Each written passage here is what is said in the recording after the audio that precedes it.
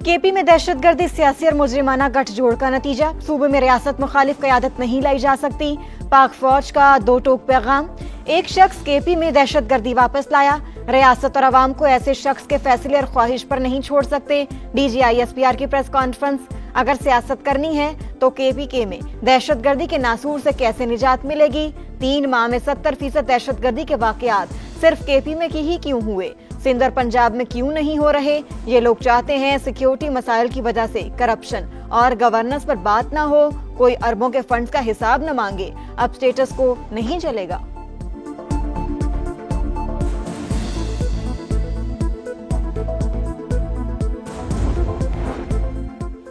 दहशतगर्दों को रियासत के हवाले करो, हमारे साथ मिलकर लड़ो, वरना एक्शन के लिए तैयार रहो। पाक फौज ने ख्वारिज के सहूलतकारों को 3 ऑप्शंस दे दिए।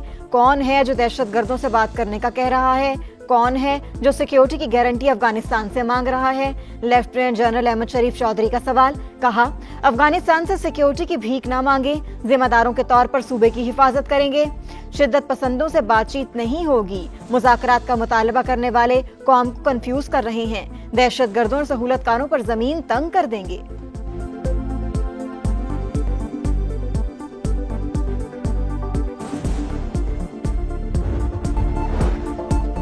मुहाजिरीन समेत दूसरे एलियंस को अफगानिस्तान भेजने के बजाय सुबायत का रंग दिया जा रहा है। अगर सियासत करनी है तो KPK में दहशतगर्दी के नासूर से कैसे निजात मिलेगी।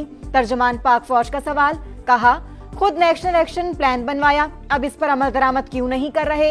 3 माह में 70% दहशतगर्दी के वाकयात सिर्फ खैबर पख्तूनख्वा में क्यों हुए, सिंध और पंजाब में क्यों नहीं हो रहे। ये लोग चाहते हैं सिक्योरिटी मसाइल की वजह से करप्शन और गवर्नेंस पर बात ना हो, कोई अरबों के फंड्स का हिसाब ना मांगे। फील्ड मार्शल भी कह चुके, गवर्नेंस गैप को शोहदा अपने खून से पूरा कर रहे हैं, अब स्टेटस को नहीं चलेगा।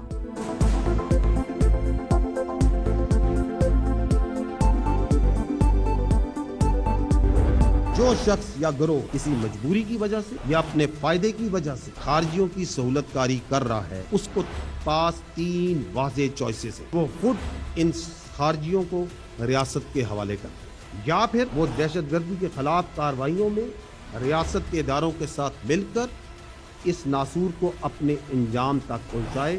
अगर ये दोनों काम नहीं कर ले तो फिर खारजियों के सहूलतकार होते हुए रियासत पाकिस्तान की तरफ से भरपूर एक्शन के लिए तैयार हो जाए।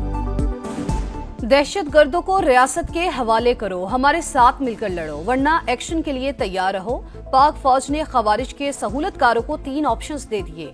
कौन है जो दहशतगर्दों से बात करने का कह रहा है, कौन है जो सिक्योरिटी की गारंटी अफगानिस्तान से मांग रहा है।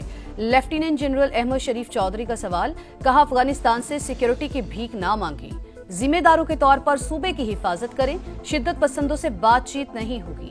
हर मसले का हल मुज़ाकरात में होता तो जंगें कभी ना होती। जब भारत ने मिसाइल दागे, क्या किसी ने कहा बातचीत की जाए। बातचीत का मुतालबा करने वाले कौम को कंफ्यूज कर रहे हैं, दहशतगर्दों और सहूलतकारों पर जमीन तंग कर देंगे।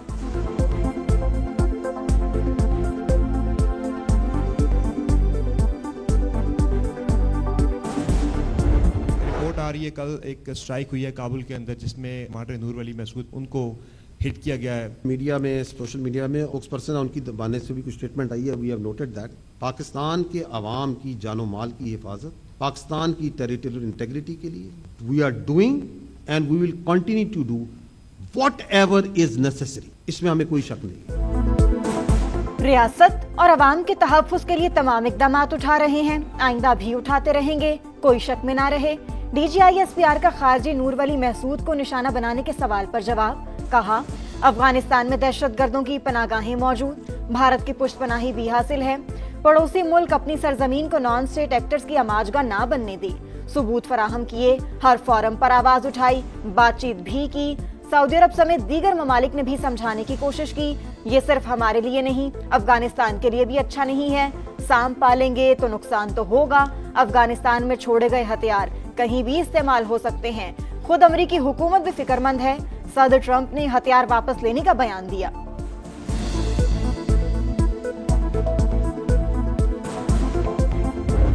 जनरल कोर्ट मार्शल आपके सामने हो रहा है, ये बजाते खुद इस बात की गवाही है कि फौज में किसी के खिलाफ अगर कानूनी कार्रवाई होती है, उसको प्रोसिक्यूशन को, डिफेंस को, विटनेसेस का, जिरा का एविडेंस पेश करने का पूरा मौका दिया जाता है। फील्ड जनरल कोर्ट मार्शल में ताखीर की परवाह नहीं, इंसाफ के तकाजे पूरे होंगे। जिनका ट्रायल हो रहा है वो साबिक DGISI हैं। फैज हमीद से मुतालिक सवाल पर लेफ्टिनेंट जनरल अहमद शरीफ चौधरी का जवाब, कहा फौज में एहतसाब का अमल कड़ा है, इल्जामात साबित होने पर सजा भी दी जा सकती है। तर्जुमान पाक फौज ने वाजे कहा, 9 मई पर हमारा मौक़िफ़ वाजे है, ये अफ़वाज पाकिस्तान नहीं कौम का मुकदमा है। ऐसे वाक़यात करने और करवाने वालों को अंजाम तक पहुंचाना जरूरी है।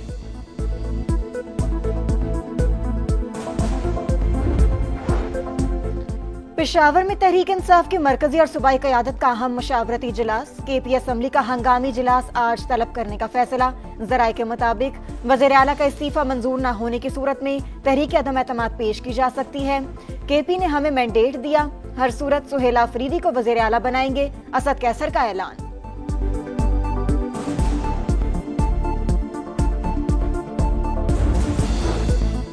फितनउल खवारिज अफगानिस्तान से आकर खून बहाए, इस खून का हिसाब लेने के लिए अफगानिस्तान में दाखिल होना पड़े तो ये हमारा हक है।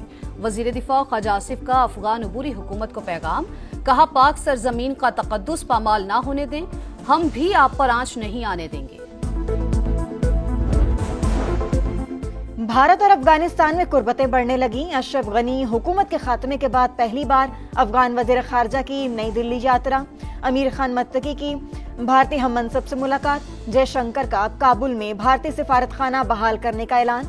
अमीर खान की पाकिस्तान से वाघा बॉर्डर खोलने की दरखास्त। तिजारत को सियासत से अलग करने का मशवरा।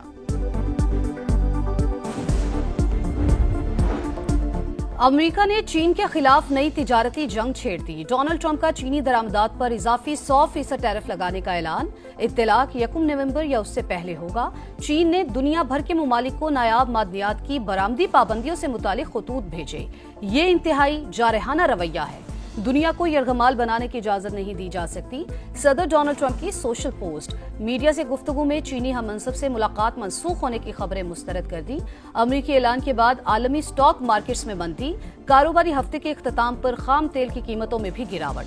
तेल की कीमत बहुत जल्द $2 फी गैलन से भी कम हो जाएगी, अमरीकी सदर को यकीन।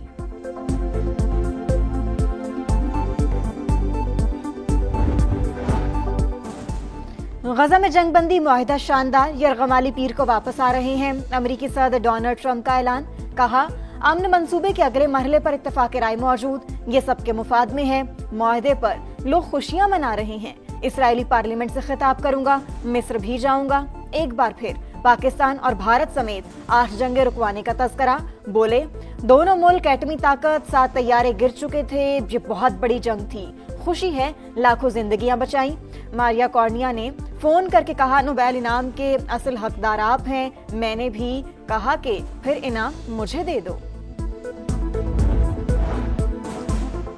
गजा में जंगबंदी का पहला मरहला। सहूनी फौज का कई इलाकों से जुज़वी इनखला। हजारों फलस्तीनी घरों को लौटने लगे। हर तरफ मलबे का ढेर। कैदियों की रिहाई के लिए हमास के पास 72 घंटे हैं।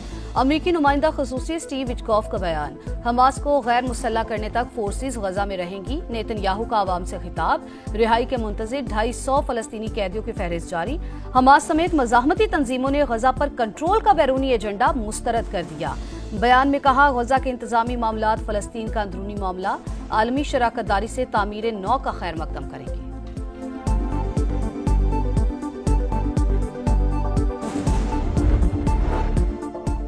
अमरीकी रियासत टेनेसी में बारूद बनाने वाली फैक्ट्री में धमाके। इमारत में आग भड़क उठी। 19 अफराद की हलाकत का खदशा। इमदादी कार्रवाइयां जारी। सेबास्टियन लेकॉर्नो दोबारा फ्रांस के वज़ीर-ए-आज़म मुकर्रर। मीडिया से गुफ्तगू में कहा सरकारी मालियात की बेहतरी तरजीह, सियासी बहरान का खात्मा करना होगा।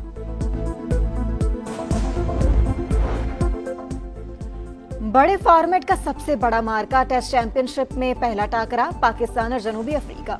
12 अक्टूबर से आमने सामने। पहले मैच की तैयारी जारी। विकेट से स्पिनर्स को मदद मिलने की तवक्को। डायरेक्टर NCA आकिब जावेद ने पिच का मुआयना किया। और विमेंस वर्ल्ड कप में न्यूजीलैंड को पहली कामयाबी मिल गई। बांग्लादेश को एकतरफा मुकाबले के बाद 100 रन से शिकस्त। 228 रन का हदफ। बांग्लादेशी टीम 127 रन पर ढेर। 8 बैटर्स डबल फिगर में भी दाखिल न हो सके।